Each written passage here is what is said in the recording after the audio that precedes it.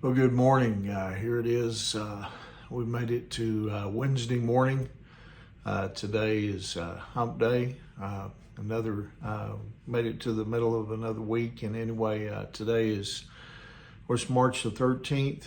And I hope you had a great Tuesday. I hope that you were successful and getting some things done and working through maybe some problems or whatever things that you may be dealing with at work. And anyway, I hope this morning finds you well. I hope that you're feeling good, and hopefully well rested and ready to tackle the opportunities that God has blessed us with on this fresh new day here on this Wednesday morning. This morning, I want to share with you a devotional entitled "A Witness to a Divided World." Ephesians chapter 4, verse 3, it says, "Make every effort to keep yourselves united in the Spirit, binding yourselves together with peace." One of the wonderful things about a healthy church is the diversity in it. That in itself is a witness to a divided world. It's a powerful testimony. When someone can, come into an assembly of believers and see that we have, we've set aside maybe our differences and there's unity. Now, that doesn't mean there's uniformity. I mean, it doesn't mean that we all dress a certain way or we wear the same hairstyle or something like that. That's not what the church is about. Listen, it's about unity, but it's also about a blessed diversity. As each one of us discovers the gifts that that God has put into our lives.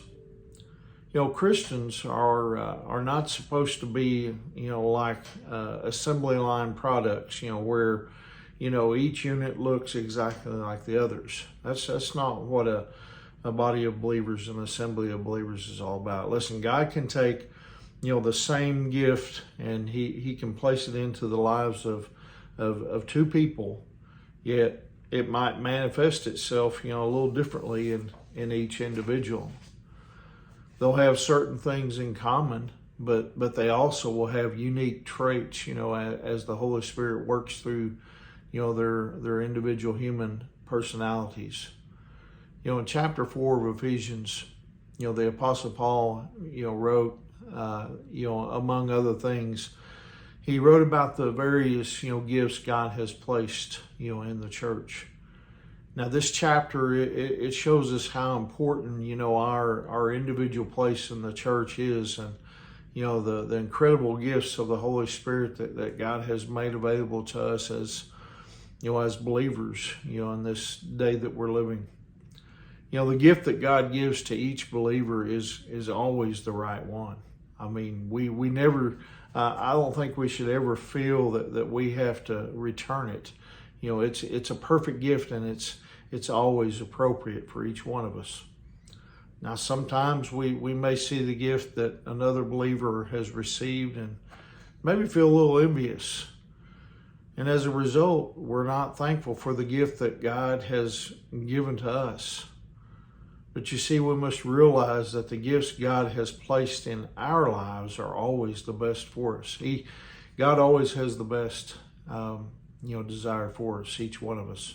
Sadly, many of us are not using these gifts, though. I mean, we don't understand what our role in the church is, and we don't even realize what we're maybe supposed to do when, we come to church. So why does the church exist? Well, the purpose of the church is threefold. The exaltation of God, the edification of the saints, and the evangelization of the world. We're here to worship God, to build it, one another up, and to reach out to a lost world. We could sum up in three words. We could sum it all up in three words: upward, inward, and outward.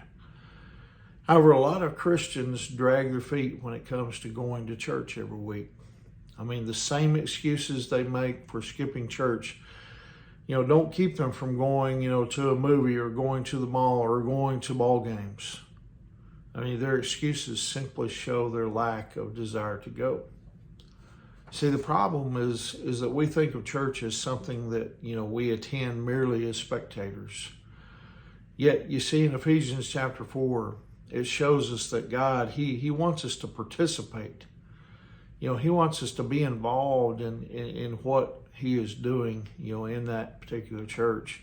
Not just as observers, but as laborers in the work that He has called us to do.